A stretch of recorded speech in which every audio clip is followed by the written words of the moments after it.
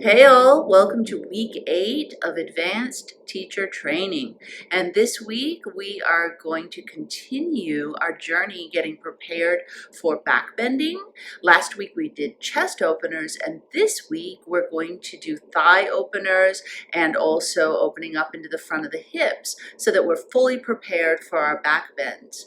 We're going to do something called double saddle, which is the yin version of hero's pose or virasana. Then we're going to go over a block and do a thigh opener over a block. And then after that, we're going to do the pose called Urdhva Mukha Svanasana, which is the upward facing dog. For these poses, you definitely want to use props. You can do them without props, but they're definitely more advanced, and your average bear is not going to be able to just go into these poses. So you want 2 blocks, possibly 3 if you have them, and then some extra height. Get some beach towels if you don't have a bolster or yoga blankets. All right, and I'll meet you on the mat. So I have my bolster lying on my mat vertically, okay, so the long way, and then I have my 2 blocks. Now when you set up for double saddle, especially if it's early in the morning or you're teaching beginners how to do this, you definitely want to have these props.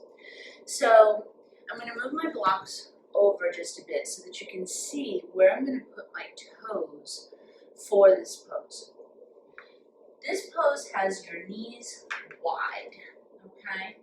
And then your big toes come together. And you want to put the bolster actually on your feet. Covering your toes goes up to about the middle of the arch, all right? So that's where your bolster is going to go. Put your blocks onto your bolster so that you have one that's going to catch you at your lowest ribs, and then this one is for your head.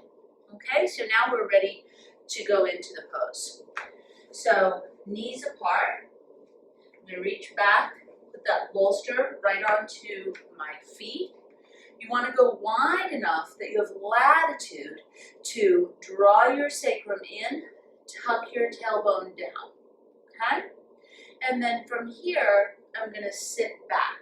So my sacrum is actually touching the edge of the bolster. I'm not sitting on the bolster. My seat is inside of my feet. From here, I'm going to put my hands on either side, loop that tail again.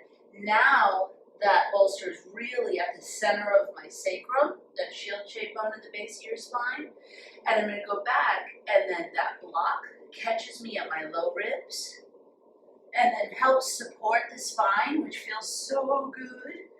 And then I just adjust this other block to hold my head. And so arms come down. And what's interesting is, in addition to opening up your thighs and your hip flexors, you can see that it also opens up across your chest. So this is a definite go-to for warming up for back bends. People will struggle in this, going all the way back, like reclining back.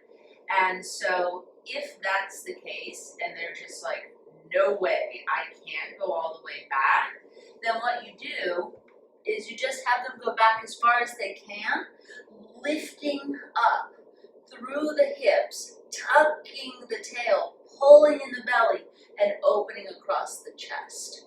So this is the halfway where they get the essence of the pose.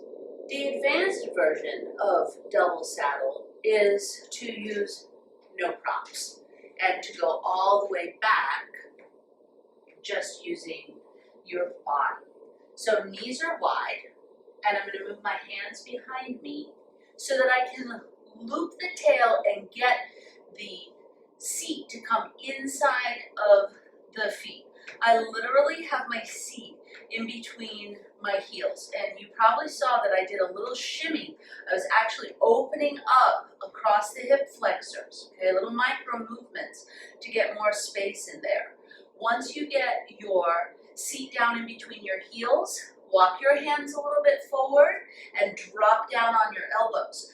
I'm going to loop that tail under again, looping the tail and pulling in the belly, walking my hands further down, and now I'm ready to put my shoulders down onto the ground.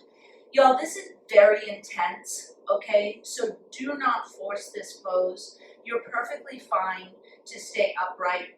And I'm going to show you, if your knees pop up a lot off of the ground, no good. You want to have your knees down. When you first go back, you might get a little tiny lift. That's okay, but they must be able to go back down. And then, getting out of this is always interesting. So I always reach and grab one of my shins and then work my way back up. Now we're going to do thigh stretch over a block. I do recommend this for all levels. You lie all the way down, and we're going to take a bridge pose. So make sure your feet are even. You reach with your middle fingers and touch your heels. Hold the edges of your mat with those shoulders so that the shoulder heads come back and the shoulder blades come down. You feel like your shoulders are kind of grounded onto the floor. From here, I'm going to loop that tail, lift the hips up. Now you might find when you do this, you're like trying to put the tallest side underneath there and it's just not happening. You need to come up on your toes, lift, and then put that block underneath your sacrum so that the very edge of the block touches the very top of the crack of your tush. And there's actually no other way to say that. So you want this block right at the very top of your crack. And those of you who are short-waisted, okay, so from your waist down to the bottom of your pelvis, you're a little bit shorter. I'm long-waisted, but if you're short-waisted, I'm just going to come off. Your blood goes this way. Mine goes this way. Short-waisted this way, okay? Once you've got that set up, and that's quite a lot just in and of itself, now we're going to take one leg back. So you're going to bring the leg back, grab hold of the foot, and you don't want your knee to go out to the side. That's easy. Bring your knee in towards the other knee. I'm going to knock knee here just to make sure. And this is a lot, but if you're able, you pull it further back and you put the top of your foot down. And you stretch your knee towards the ground. Keep your belly pulled in. And you'll notice also in this one, that big chest opener. So we're getting a lot done at the same time. I'm going to slide that foot out, knock my knees, pull the other foot back, put the top of the foot down, not letting that knee go out to the side, pulling my belly in. Sacrum is moving actually away from the block, so you should not just collapse onto the block. Stay engaged. Compact your hips, chest is open, breathe smoothly.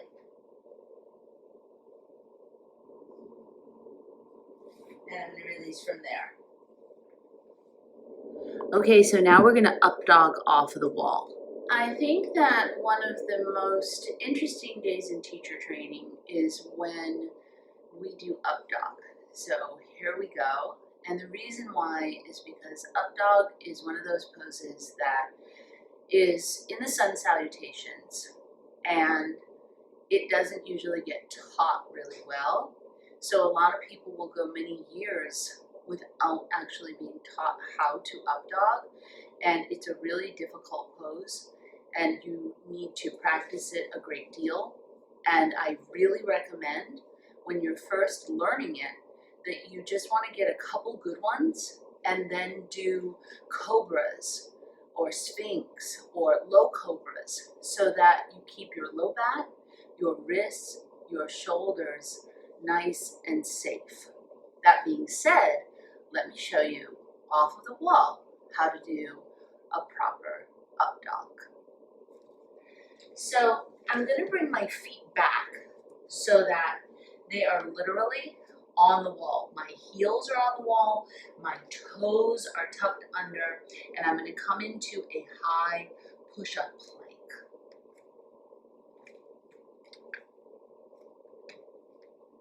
Okay. From here, I'm going to bend my elbows straight back for chaturanga. And then I'm going to start lifting my chest, but notice I'm pressing my feet into the wall until my chest is all the way up. And now, once my chest is up, I'm going to let those feet come through. Upward facing dog.